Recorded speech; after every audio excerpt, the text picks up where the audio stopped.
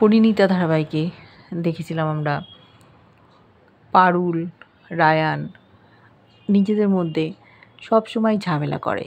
Ryan পারুলকে হারানোর জন্য পড়াশুনোয় মন দিয়েছে। ওর মার কাছ থেকে কিছু বই ছিল ঘরে, চেয়েছে।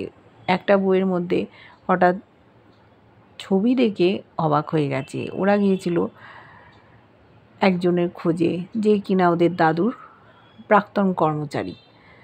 সেখানে গিয়ে এই ছবিটা দেখেছিল, বলেছিল ওদের বাড়ির ছেলে মারা গেছে। পারুল আর রায়ান মিলে বুঝতে পারলো, সিদ্ধান্ত নিল যে সে আর কেউ নয়, তুর্য, ওদের নাতি।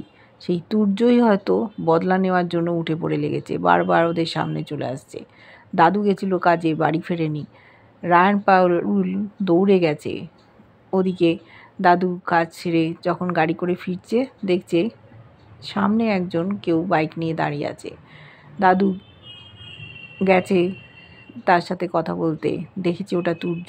তুর্য মেরে ফেলতে চায় আশুতোষ বসুকে, কারণ ও জানে ওর দাদুকে আশুতোষ বসু খুন করেছে, বদলা নেবে। কিছুতেই শুনছে না, বলছে কোথায় তোমার সেই পারুল রায়ান? এরা বলেছে খবরদার আমার দাদু ভাইয়ের গায়ে একবারে হাত দেবেন না, আমাকে মারতে পারো, তোমার দাদু দোষী ছিল, আমি নয়। কিন্তু তুর্য শুনছে না।